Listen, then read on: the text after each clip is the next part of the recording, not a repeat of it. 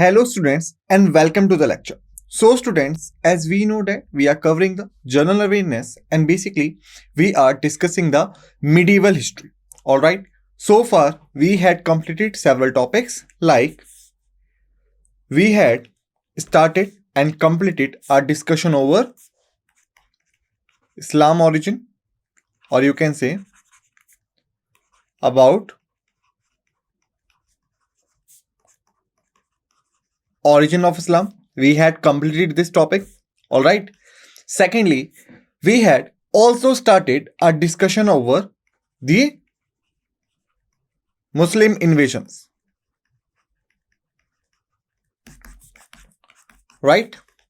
About Muslim invasion. So we have seen that how the ancient Arabia was. There were so many tribes. Thereafter, there was a born of Prophet Muhammad who unified the tribe in the name of Ummah, which is the you can say basis of the formation of Islam. Alright. Thereafter, they started conquer the nearby territories for the expansion economically, socially, and religiously. Alright. Similar thing was happened with India. When they were expanding, some of them came to India. Alright. And basically, their invasion we have divided into two parts. The first part is the Arabian invasion. Alright. Second part is the Turkish invasion. Okay. They are two parts. First is Arabian, second is Turkish. Okay. About Arabian invasion, we had discussed this. There was Muhammad ibn Qasim, who was just only 17 years old, and basically he was a nephew of Al-Jihaz. Okay. And the Al-Jihaz was the governor of Baghdad. Alright. He sent him to conquer the territories, and basically Qasim was succeeded to capture the Sindh and Multan. Alright. He had to fight with Dahir, a Brahminical ruler. He captured him and cut his head and then sent it back to the Baghdad. Alright. Thereafter, we had also discussed about their you can say administration. Like I had told you, there were two kind of position. High position and the lower position. First is the higher position and the lower positions. Alright. I had told you basically they continued employing the local people, or you can say the Hindu people of the Sindh or Multan, alright, into the services of the state, but at lower position only. Okay, so you can say local, or you can say Hindus were employed. Okay. Thereafter, at higher position, what we have discussed, the Arabian officials. Alright. Lower positions, they employed the Hindus and others, but at higher position, they maintained the Arabians. Alright. Similarly, we had discussed and we have seen basically when they captured the area, they were not radical, but they were liberals. Alright. They were liberals. Their policies were liberated. Alright. But thereafter, some of them thought that the people, or you can say the local people whom territory they had captured, were not respecting them. Okay. And were not seeing them as elite as they wanted to be seen. Alright. So because of this, they started accepting the stringent techniques, or you can say stringent rules. Got it? So that is some kind of summarized revision which we have done right now.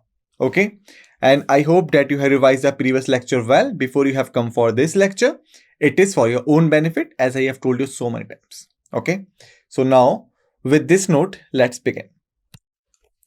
This is the part medieval history, what we are covering. Okay. In the medieval history, basically I had told you we have to cover several type of divisions. Okay. Today maybe I will modify this division. Okay. The first is start with the origin of Islam. Okay. Second is Arabian and Turkish invasion. Okay. Thereafter, we have the Delhi Sultanate. All right. Thereafter, we have the Mughal Empire, and then we have other dynasties.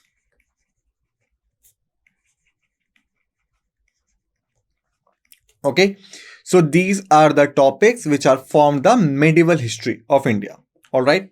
If we talk about the completion, basically Delhi Sultanate we had completed, Mughal Empire we had completed, other dynasties we had completed. Origin of Islam also we had completed. It means the left out topic is only Arabian and Turkish invasion. All right. So it's my humble request to you all. Please kindly revise all the topics we have discussed so far so that you could have a, you can say, good command on the topic of the medieval history. All right. So now let's begin. This is the topic overview we had completed. Arabians we had completed. Now it's a time for Turkish. Okay. So let's start. So about Turkish, I had told you basically there were so many tribes in the ancient Arabia and they all captured by the Arabians. Alright. Thereafter, there was a person whose name was Saptujin. Saptujin is basically considered as the founder of Turkish clan. Okay, so Turks were basically the tribe which formed the part of Muslim Empire, but they separated themselves from the Arabians. Okay, under the leadership of Saptujin, and Saptujin's son was Mahmud Ghazni. Okay, so now it's just a reminder and you can say revision of the previous class. Now let's begin with the Turkish. Okay. Turkish Mahmud of Ghazni introduction part. After the Arab invasion of Sindh, the Turks began to make their presence felt in India during the 11th century. The Turks are credited with laying the foundation of Muslim rule in India. Okay, what does it mean by? Basically, the Arabs, let me tell you by the map, it will be better for us so that we could understand it better. Okay.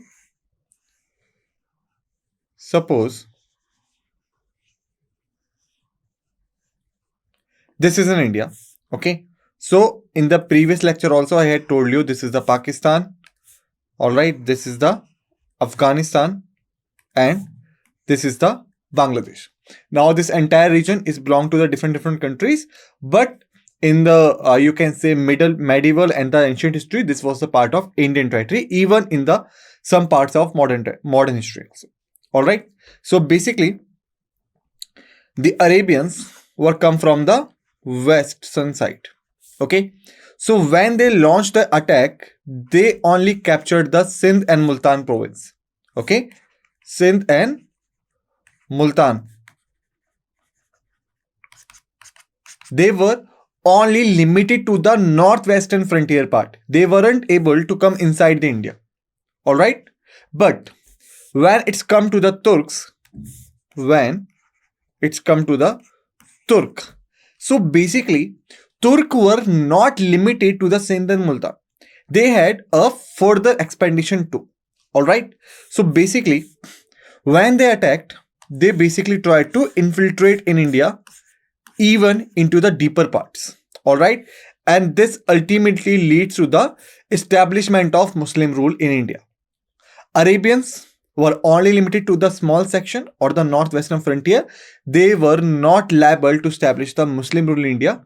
However, the Turks who attacked after them, they infiltrated into the deeper parts and then they captured the maximum area and established the Muslim rule eventually. All right. So remember, after the Arab invasions, the Turks started coming in India during the 11th century. All right. Mahmud of Ghazni, the first Turkish conqueror. Mahmud of Ghazni is notable for being the first Turkish conqueror to invade India, making a significant historical milestone. His campaign commenced in 1001 AD. Okay, so basically, however, the Turkish clan were formed by the Saptojan, but Mahmud Ghazni was the first person who invaded the India from the Turkish clan. All right, and basically, you can say the main aim behind attacking India was raiding and looting. Okay, raiding and looting. And let me tell you one thing very straight. Okay, might be something that we really not appreciate it, but it's good when we are studying about the history. Okay, if we talk about the India, basically these all reasons I have told you, these were the parts of Indian dynasty. Okay, so that area, this entire area, it is the northwestern frontier.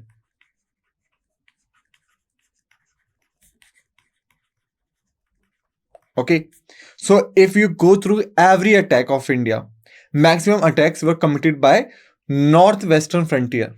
Okay, because this area was vast and there was very small tribes. No proper kingdom and no centralized control was there. Even the small dynasties which were present there were not in a coordination with each other, but they were attacking each other. Okay, so due to this entire area becoming weak, and because of this, the Arabians, thereafter Turkish, thereafter Afghans, Persians, all of them got a suitable chances to came India and attack and capture the vast land. Similar thing was done by the Turks. Turks were well aware about the versatility of the northwestern frontier. Okay, they knew that there is no strong guarding force, so that's why they attacked India time after time. Okay, and if we talk about the Mahmud Ghazni particularly, then he attacked nearly about 17 times.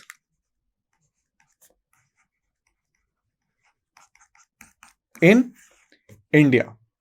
Got it? So this is the basic thing which I told you. Okay. The northwestern frontier was so versatile so that maximum attacks were committed by this area. Okay. His campaign was started in 1001 AD. It is a, you can say, beginning of the Turkish attack. Military campaign and victories. Military campaigns and the victories. Mahmud's military campaigns resulted in victories over various rulers, including Jaipal of the Hindu Shahi dynasty, Fateh Daud of Multan, Anand Pal of Nagarkot, and Chandelas who governed Mathura, Kannauj, and Gwalior. Now you can understand. Mathura, Kannauj, and Gwalior. Gwalior is a part of Madhya Pradesh. Mathura and Kannauj is a part of Uttar Pradesh. Multan is a part of northwestern frontier. Okay, Nagarkot is a part of Punjab. Now you could understand how deeper they had interflated. Okay, because you can say, all right, let me make it again.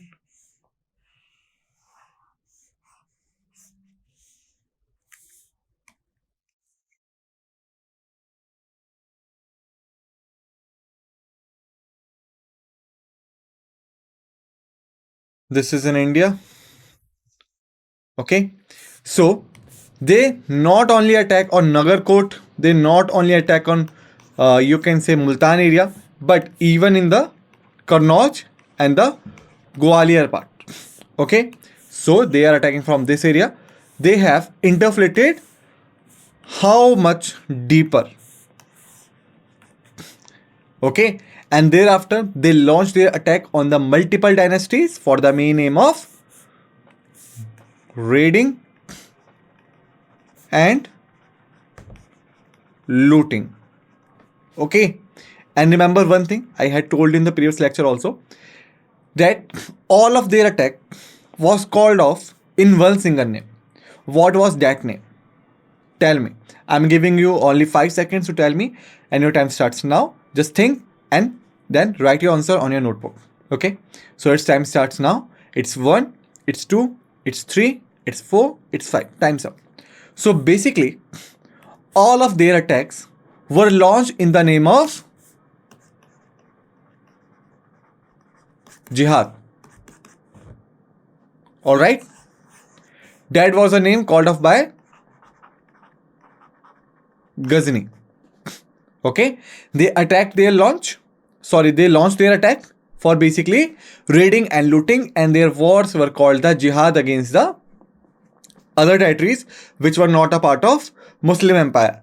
But it was falsely incorrect sentence, because if we talk about the Fateh Daud of Multan, then he was a part of the Muslim Empire of Multan area, but they attacked it. It means the war was only for the territories and wealth, never was for the religion.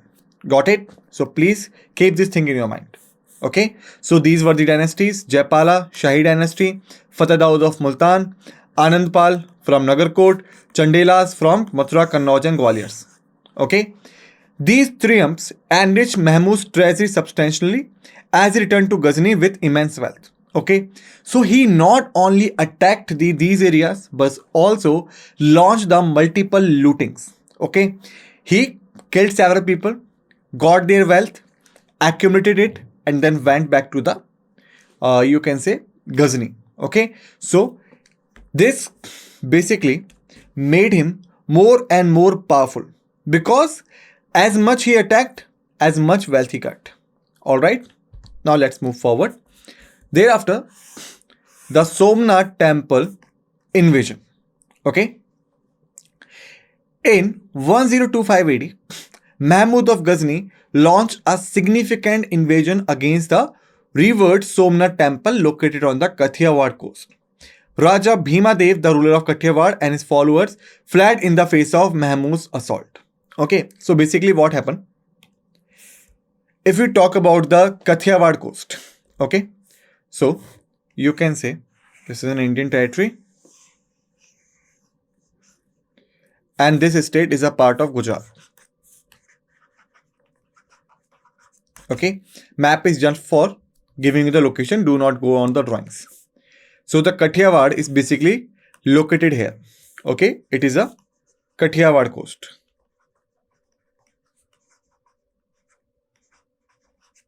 Okay, so what was the aim behind attacking the temple? Basically, as I had told you, he was after the wealth, right? He wanted as much as wealth he could have. And the Somnath temple was basically rich of that time.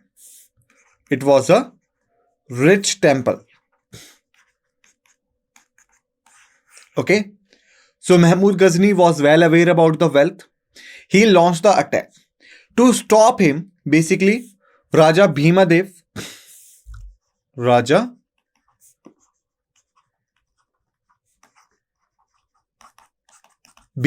and his followers were basically fled in the face of Mahmud's assault.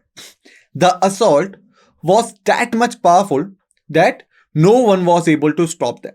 And eventually this led Mahmud to reach the temple. He demolished the temple, acquired the wealth and went back. Okay, so remember, Somnath temple was demolished by the Mahmud of Ghazni. Okay, it was located on the Kathiawar coast and Raja Bhimdev was the ruler of that time. Got it? Now let's move forward. Mahmud of Ghazni, a prominent Muslim leader, is recognized as one of Asia's most significant Muslim leaders in history. Okay, remember, here is one thing which I would like to tell you. However, Mahmud of Ghazni launched a multiple attacks not only on the non-Muslim states but Muslim states also, because he was only on after the wealth and power. But remember one thing, he also patronaged so many things, alright, so many other things which were very, very essential for the leadership. Alright, that's why he is known as the prominent Muslim leaders. Alright. Second, his passion for art and literature. He exhibited a profound appreciation for art and literature, demonstrating his admiration for scholars like Firdausi and Al-Biruni. Okay, basically, However, he was a warrior. He was a warrior, he was a ruler, he was an administrator, but he was also a passionate person for art and literature. He always appreciated the art and literature. Okay, it is evident from Firdausi and the Al-Biruni. Okay, basically, if we talk about Al-Biruni, then Al-Biruni was basically the Arabic scholar.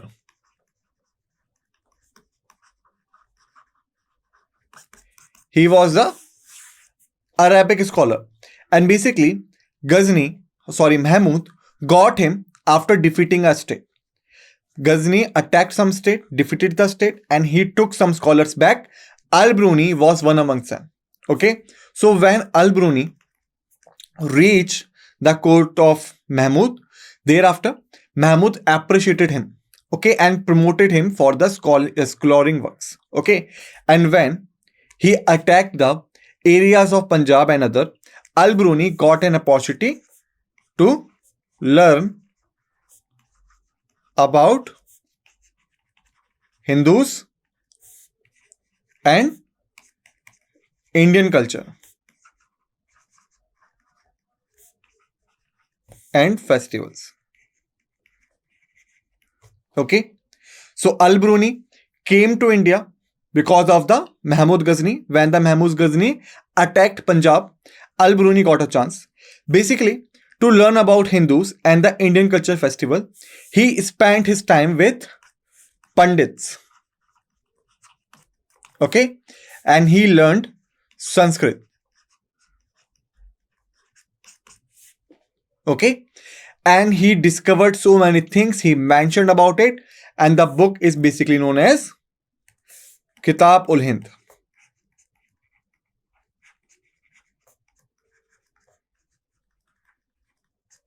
Okay, so he wrote the Kitab-ul-Hind. If the question asked, who was the writer of Kitab-ul-Hind? Please mention Al-Biruni. Okay, after learning the things, whatever he has seen, okay, what was his observation, all of this thing he mentioned in Kitab-ul-Hind. Okay, he was not only the Arabic scholar, but he also learned the Sanskrit from the Pandits of Punjab. All right. So this is about the Mahmud Ghazni's passion. Now let's move forward. Thereafter, the diverse perception. Mahmud's legacy is multifaceted, with some regarded him as an Islamic hero, while others remember him for his actions involving the desecration of Hindu, Jain, and Buddhist shrines. Okay. However, Mahmud was efficient fighter. He was a warrior. He was an administrator. Okay. He was also a passionate person for art and literature. He appreciated it. Okay. But no one can deny a fact that he was cruel sometimes also. Okay. Whenever he attacked, he never counted the dead bodies. He always tried to kill as many as people so that the people or the defense forces who were guarding the territories whom they were attacking, okay, should feel that Mahmud was so powerful so that they should fly away. Okay. So because of these things, there are diverse perception. Like some of them regarded him as a great warrior. Some of them regarded him as a prominent Islamic leader, and some of them regarded him as a radical person who launched a multiple attacks and demolished various shrines belong to Hindus, Jains, and Buddhists. Okay, so this is the main cause behind the diverse perception regarding the Mahmud of Ghazni. Okay, now let's move forward. Thereafter, we have the transformative impact. Through his conquest and the establishment of Muslim rule over a substantial portion of Indian subcontinent, Mahmud of Ghazni left an indelible mark on the region, permanently altering its politics, religion, and culture. Okay, so when he attacked, basically he formed the sense of unification. Okay, however, the first sense of unification was formed during the attack of Alexander. Okay, and it is a very famous story. Let me tell you in a short. Basically, Alexander attacked India, and on that time, the major dynasty of India was the Nanda dynasty.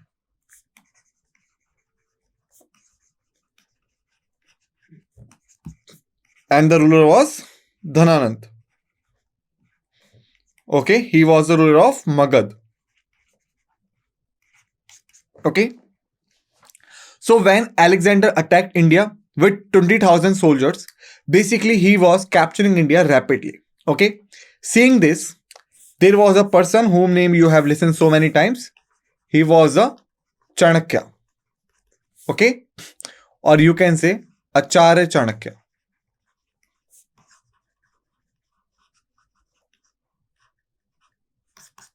Okay, so basically,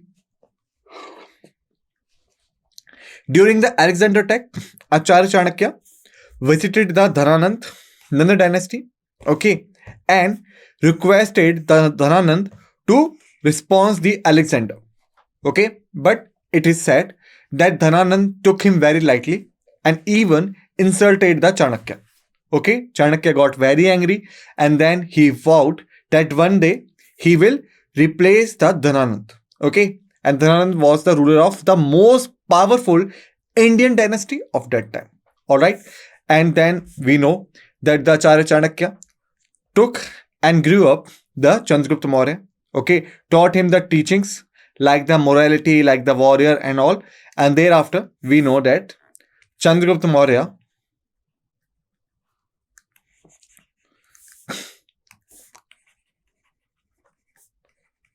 Chandragupta Maurya replaced the Dhananand. Okay, and the primary task of Chandragupta Maurya was to unify the northwestern frontier. All right, so it is the first sense of the unification. But after the fall of the Mauryan dynasty, again that area was bifurcated and divided amongst various small tribes and you can say smaller kingdoms. Because of this, Mahmud got a suitable chance to launch attack into the Indian parts. All right, so that's why the politics once again altered and changed forever. Thereafter, religion. Okay, however, when the Arabians came, they were not so radical. But when Turkish came, basically they tried to impose the Muslim culture on the local population. Okay, and even the culture got changed because once there was only the Hindus and you can say the people of India, but when the Turks and Arabs came, this caused the influx of mixed culture. Okay, so that's why it is known as the transformative impact. Got it?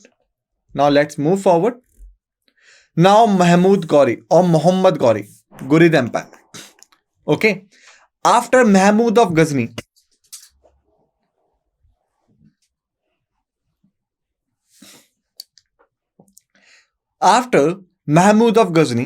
the next biggest ruler of the Turkish clan was Muhammad Ghori. Okay, and he was the main person whom should we learn about. Why? Let me clear it in this lecture. Okay, so he came to India in 1149 and continued to be in India 1206. Basically, it's his born year, not Indian year. Okay, so Muzuddin Muhammad, also known as Muhammad of Ghori, served as a Sultan of Ghurid Empire from 1173 to 1202. He later became the sole ruler from 1202 to 1206. Okay, so here basically we had come to his original name, Muzaddin Muhammad. Okay, and he was also known as Muhammad of Ghori. Okay, and Muhammad Ghori. He was basically the ruler of Ghurid Empire, but thereon he separated him and become a solar ruler. All right, so it's a preliminary introduction about the Muhammad Ghori. Now let's go into the deeper side. Okay, so first is establishment of rule. Establishment of Muslim rule in the Indian subcontinent. Muhammad Ghori is credited with the establishment of Muslim rule in the Indian subcontinent, a significant historical development that endured for centuries. Okay, however, first is Muhammad ibn Qasim. Okay, Muhammad ibn Qasim. Second is Mahmud Ghazni. Okay. And third is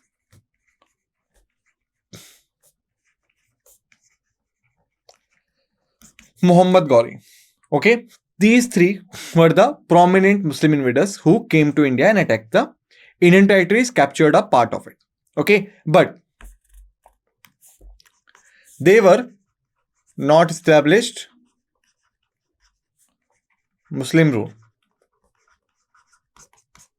Okay. Muhammad Ghazni established Muslim rule at some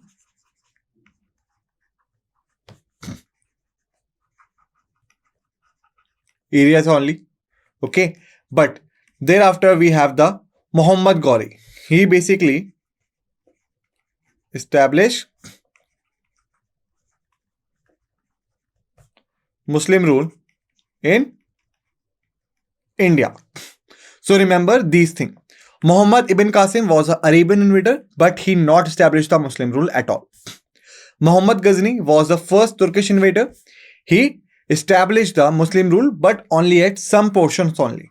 Okay, the areas under his control. But Muhammad Ghori is regarded as the founder of Muslim rule in India.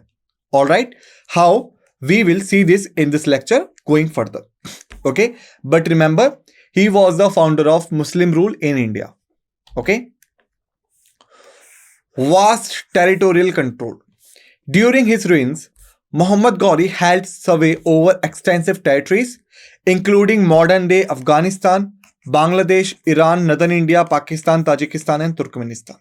Okay, so you can say he was not only the ruler of Ghurid Empire, but he also expanded his empire to the vast areas. Okay, so he not only covered the Afghanistan, Bangladesh, Iran, Northern India, Pakistan, Tajikistan, Turkmenistan, but also some nearby areas. All right, and due to this, he is powerful figure in the region. Okay, so note it down. Thereafter, all right, this one thing. Please keep this thing in your mind. The territorial areas of the Muhammad Ghori. Okay. Thereafter, we have the legacy and influence. Despite the relatively short-lived Ghurid Empire and the subsequent arrival of the Timurid, Muhammad Ghori's conquest laid the foundation for the enduring Muslim rule in India. Okay. However, there was a one thing which I would like to discuss with you. However, Muhammad Ghori launched the multiple attacks on Indian parts and nearby areas, and they captured the areas of, like, you can say, areas of Afghanistan, okay, areas of Tajikistan, okay, areas of Turkmenistan, all right. Thereafter, areas of India, northern and western part mainly, okay. Thereafter, he captured the area of Bangladesh, okay, and he had the area of present-day Pakistan also. All right. So you can say vast territorial area was under control. Okay, but his empire did not last for long. The empire was short-lived. Okay, because Muhammad Ghori himself did not live for long. Okay, but basically by capturing this vast area, he gave the gateway to the other Muslim invaders like the Timurid, okay, and others. And this basically lasted for the enduring Muslim rule in India, because he found the you can say stable gateway to come to India from the outside. All right. Thereafter, we have the succession to Sultan of Delhi or Sultanate of Delhi basically. In 1206, Qutbuddin Aibak, a former slave, Mamluk of Muhammad Ghori, ascended to become the first Sultan of Delhi, marking the continuation of Muslim rule in the region. Okay, there is one thing also I will tell you. Founder of Muslim rule. Who was the founder of Muslim rule in India? The answer is Muhammad Ghori. Okay, but founder of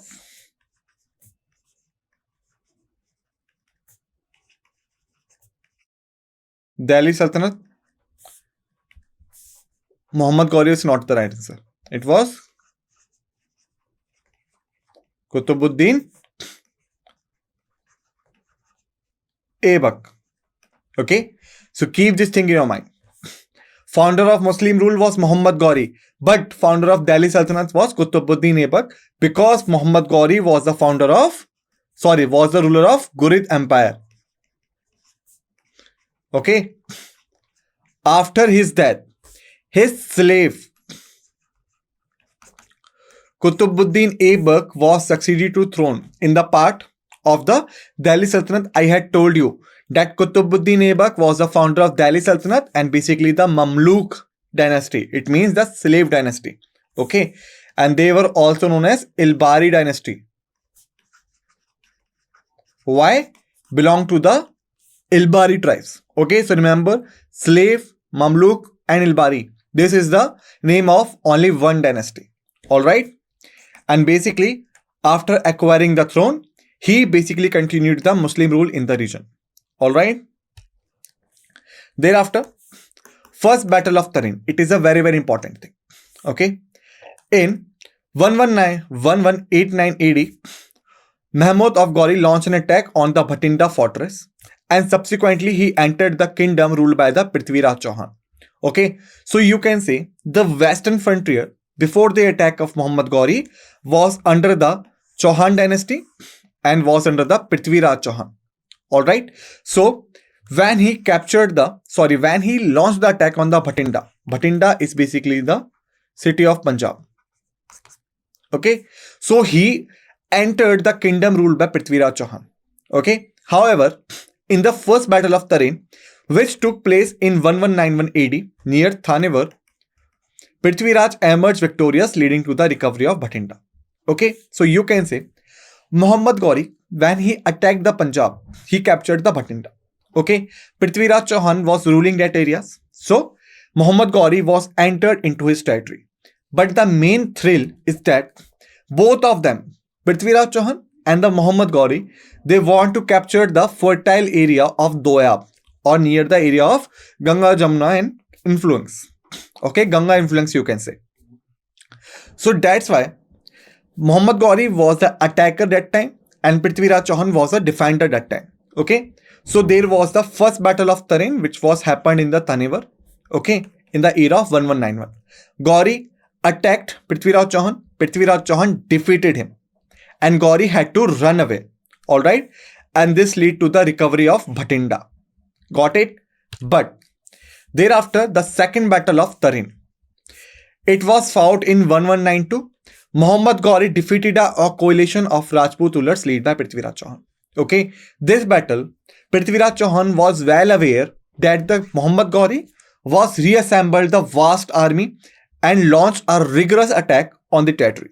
That's why he gathered the other Rajput rulers, made the coalition. But unfortunately, Muhammad Ghori was succeeded in defeating all of them. Alright. Qutbuddin Aibak played a crucial role in the battle and took Prithviraj Chauhan as a prisoner. Okay. Qutbuddin Aibak, who was a slave of Muhammad Ghori, was fighting this battle. He took Prithviraj Chauhan as a prisoner and later executed him. Okay. This battle marked the commencement of Turkish rule in India for the first time in Indian history. Why? Because the Delhi, which was the central time of that time, this area was fall under the Turkish Empire after defeating the Chauhan dynasty. Okay. Following the victory, Muhammad of Ghori appointed Qutbuddin Aibak as the commander. Alright. So remember this thing. First battle, Gauri defeated. Second battle, he defeated the Chauhan dynasty and the Rajput coalition. Okay. Between 1193 to 1198, numerous Rajput uprisings emerged. Okay. And Qutbuddin Aibak quelled these revolts, asserting his authority over those regions. Subsequently, Muhammad of Gauri declared Delhi as the capital city. Okay. After defeating the Chauhan dynasty, when they tried to establish their rule, multiple Rajput dynasties challenged them. Okay. As a result of this, basically what happened, Qutbuddin Aibak took the charge and he defended the territories and defeated all the Rajput rulers and captured their area. And thereafter, Muhammad Gauri declared the Delhi as the capital city. Got it? Alright.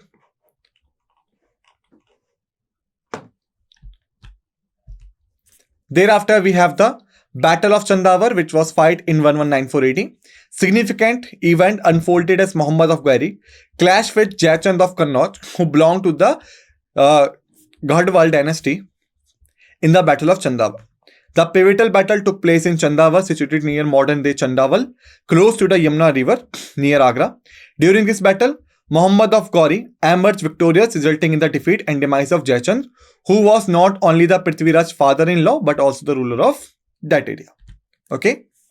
Thereafter, we have the university's demolition. Under the command of Muhammad of Gauri, one of his trusted commander, Muhammad ibn Bakhtiyar Khilji, was responsible for destruction of Vikramshila in 1202 AD. Additionally, in 1203 AD, Nalanda University suffered a similar fate at its end. Both of them were Buddhist universities. Okay. So students, with this, basically we had finished the Arabs and Turkish invasions. I hope that you have enjoyed the lecture.